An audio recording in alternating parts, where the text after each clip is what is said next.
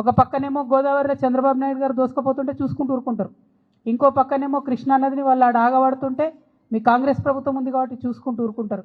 ఇది కరెక్ట్ వైఖరి కాదు. దీని మీద తక్షణమే ముఖ్యమంత్రి గారు స్పందించాలని నేను డిమాండ్ చేస్తున్నా. ఎట్ ద సేమ్ టైం నేను అనేక మార్లు చెప్పిన మన నాగార్జున సాగర్ డ్యామ్ని వీళ్ళు అధికారంలోకి వచ్చిన కొత్తలనే కేంద్ర ప్రభుత్వానికి ఇచ్చేసి వచ్చిండ్రు. ఇప్పుడు పరిస్థితి ఏంటంటే చిన్న రిపేర్ వర్క్ చేయాలి నాగార్జున సాగర్లో అంటే 2 నుంచి 3 నెలలు పడుతుంది. వీళ్ళు కేఆర్ఎంబీకి రాయాలి, కేఆర్ఎంబీ ఇంకెవరికో రాయాలి, అక్కడ నుంచి పర్మిషన్ రావాలి.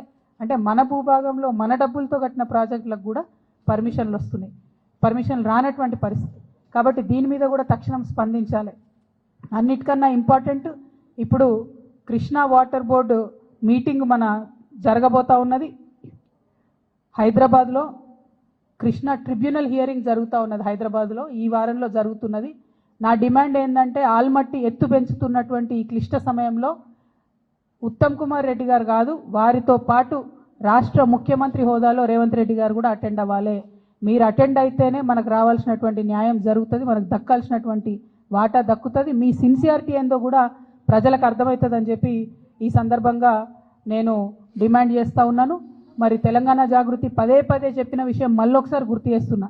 ఇదంతా ఎందుకు జరుగుతుందంటే నీళ్ల విషయంలో ఆంధ్రాలో పనిచేసినటువంటి ఆదిత్యనాథ్ దాస్ గారిని తెలంగాణకు అడ్వైజరీగా పెట్టుకున్నప్పటి నుంచే ఈ ఇబ్బందులన్నీ జరుగుతున్నాయి. వారిని తక్షణమే తొలగించండి. వారికి మన తెలంగాణ మీద ప్రేమ ఎందుకుంటుంది?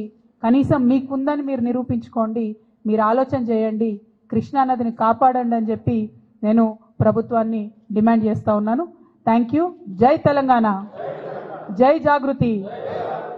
ఇప్పుడు తమ్మిడిహట్టి డిఫరెంట్ ఇష్యూ, అది గోదావరి నది వాళ్ళు కట్టాలనుకుంటున్నారు, దాని మీద కూడా పలు రకాల అభిప్రాయాలు ఉన్నాయి. బట్ ఇవాళ ఇంపార్టెంట్ ఇష్యూ కృష్ణ. మీరు అర్థమని ఫండ్స్ కూడా వాళ్ళు రిలీజ్ చేయడం జరిగింది. అదేవిధంగా ల్యాండ్ అక్విజిషన్ ఫేజ్ వైజ్ ఎట్లా చేస్తామని కూడా వాళ్ళు ప్రాపర్ ప్రణాళిక రూపొందించుకొని క్యాబినెట్ అంతా కూడా ఒక దగ్గర కూర్చొని చెప్పిన తర్వాత నిర్ణయం జరగలేదు అని చెప్పి ఇట్లాంటి మాటలు మాట్లాడడం నిజంగా కూడా మీ మహబూబ్ నగర్ బిడ్డలకు, నల్గొండ బిడ్డలకు వాళ్ళకు ద్రోహం చేయడం తప్ప ఇంకోటి కాదని చెప్పి నేను భావిస్తూ ఉన్నాను. ఇప్పుడు సీఎం గారు ఏమన్నారు అన్నది నాకు తెలియదు, కానీ తెలంగాణ ప్రజలు అనుకుంటున్న విషయమే కదా, తెలంగాణ ప్రజలందరూ గమనిస్తున్న విషయమే. ఇప్పుడు బీఆర్ఎస్ పార్టీ సోషల్ మీడియా నన్నే దాడి చేస్తుంది, హరీష్ అన్న మీడియా నన్నే దాడి చేస్తుంది, సంతోష్ అన్నకున్న సీక్రెట్ మీడియా నన్నే దాడి చేస్తుంది. అందరు కలిసి నా మీద దాడి చేస్తున్నట్టే కదా, అందులో కొత్త ఏం లేదు. అది మీ అందరి దృష్టిలో కూడా ఉన్నది కాబట్టి అది కొత్త ఏం లేదు, వింతేం లేదు. ఎక్కడ మాట్లాడిరండి? ఒక్కసారి కూడా కనీసం బీసీల మీటింగ్ రివ్యూ తీసుకోవడం లేదు సీఎం గారు.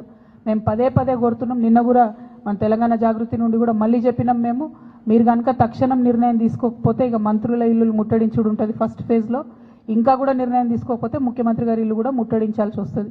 ఎందుకంటే 30 తారీఖు నాడు ఎన్నికలని చెప్తే కూడా కనీసం బాధ్యత లేకుండా, మాట్లాడకుండా చివరి నిమిషంలో కోర్టుకు పోదాంలే అనేటటువంటి ఒక వైఖరి నిర్లక్ష్యపూరితమైన వైఖరి రాష్ట్ర ప్రభుత్వం చేస్తూ ఉన్నది. ఇది బీసీలను వారు పట్టించుకోవట్లేదు అనడానికి సంకేతం. మా పోరాటం మాత్రం ఆగదు, ఖచ్చితంగా చాలా సీరియస్గానే ముట్టడి కూడా ప్లాన్ చేస్తాం. రాజీనామా నేను మంచి స్పీకర్ ఫార్మాట్లో ఇచ్చేసిన. చైర్మన్ గారు నాకు మళ్ళీ నేను తెల్లారు కూడా ఆయనకు ఫోన్ చేసి కూడా చెప్పిన, నేను మంచి సౌండ్ మైండ్లో ఇచ్చిన సార్, కంపల్సరీ నా రెసిగ్నేషన్ యాక్సెప్ట్ చేయండి అని. మరి వారు ఎందుకు డిలే చేస్తున్నారో నాకు తెలియదు. చాలా కారణాలు చెప్తా ఉన్నారు, ఆ కారణాలు నాకు అనవసరం. నేను రాజీనామా చేసినాను. బీఆర్ఎస్ పార్టీ ద్వారా నాకు వచ్చినటువంటి పదవి ఆనాడు వద్దనుకున్నా, ఇవాళ కూడా వద్దనుకుంటున్నా. మళ్ళీ పంపమంటే మళ్ళీ పంపుతా ఉత్తరం, నాదేం ప్రాబ్లం లేదు. Thank you. తప్పకుండా స్వాగతిస్తాం కదండి. ప్రజాస్వామ్యంలో ఎన్ని పార్టీలు ఉంటే అంత మంచిది, ఎన్ని గొంతులు ఉంటే అంత మంచిది, ఎన్ని వాయిస్లు ఉంటే అంత మంచిది. తెలంగాణ ఉద్యమంలో కూడా మనం ఒకటే మాట అనుకున్నాం, ఎంతమంది జై తెలంగాణ అంటే అంత జల్దీ తెలంగాణ వస్తుందని. సో ఇప్పుడు కూడా ఎంతమంది జై బీసీ అంటే అంత జల్దీ బీసీలకు రిజర్వేషన్లు వస్తాయి. కాబట్టి అందులో సెకండ్ థాట్ ఏం లేదు, తప్పకుండా స్వాగతిస్తాం. Thank you. జై తెలంగాణ. నా బాధ ఏంటంటే నేను బతుకమ్మ చెప్తే మీరు కృష్ణ నీళ్ళు వేయరేమో అని. దేని దానికైనా రేపటి నుంచి బతుకమ్మ సంబరాలు ప్రారంభం అవుతున్నాయి. ముందుగానే తెలంగాణ ఆడబిడ్డలందరికీ కూడా బతుకమ్మ పండుగ శుభాకాంక్షలు తెలియజేస్తూ ఉన్నాం. మరి ఎట్ ద సేమ్ టైం వచ్చినటువంటి ఆహ్వానాలన్నింటినీ కూడా పరిశీలన చేసి దాని ప్రకారం ఒక షెడ్యూల్ తయారు చేసుకోవడం జరిగింది. ఆ షెడ్యూల్ కూడా నిన్న మీ అందరికి కూడా రిలీజ్ చేయడం జరిగింది. అందులో భాగంగా మొదటి రోజు చింతమడకకి వెళ్తూ ఉన్నాము. మరి అట్లానే తర్వాత కార్యక్రమాలన్నింటినీ కూడా మీకు చెప్పడం జరిగింది. అట్లానే ఎప్పుడు చేసినట్టే తెలంగాణ జాగృతి నుండి కూడా ఈసారి ఒక పాట కూడా మళ్ళీ చేస్తూ ఉన్నాము. దాన్ని మాటల తిరుపతి గారు సోదరుడు తను రాసిండ్రు, మంగ్లీ పాడుతున్నది. సో ఈరోజు ఈవినింగో రేపు మార్నింగో అది కూడా రిలీజ్ అవుతుంది. సో అట్లా ఎప్పుడు చేసినట్టు బతుకమ్మ సంబరాలు ఎక్కడ తగ్గకుండా చేయాలని అనుకున్నాం. పోయినసారి మీకు తెలుసు రాజకీయంగా క్లిష్ట పరిస్థితులలో పోయినసారి హాజరు కాలేనటువంటి పరిస్థితి ఉండే. ఈసారి అన్ని చోట్ల బతుకమ్మ చేసుకోగలగడం అన్నది చాలా సంతోషాన్ని ఇచ్చే విషయం. అయితే ఈ సందర్భంగా ముఖ్యమంత్రి గారిని నేను మళ్ళీ డిమాండ్ చేస్తున్నా, బతుకమ్మకు చీరలు ఇచ్చినారు ఇదివరకు, మీరు ఒకటి కాదు నేను 2 ఇస్తా అని చెప్పారు. 2 లేవు, 1 లేదు, ఎక్కడా లేదు. కాబట్టి బతుకమ్మకు మా ఆడబిడ్డలందరికీ చీరలు ఇవ్వాలని చెప్పి డిమాండ్ చేస్తూ ఉన్నాను. ఎట్ ద సేమ్ టైం దాన్ని ఆ చీరకు ఇంద్రమ్మ అని పేరు పెట్టకుండా బతుకమ్మ చీరను ఉంచితేనే బెటరు. ప్రతి సందర్భంలో తెలంగాణ యొక్క అస్తిత్వాన్ని తుడిచేసేటటువంటి కుట్ర జరుగుతున్నది మీ ప్రభుత్వంలో.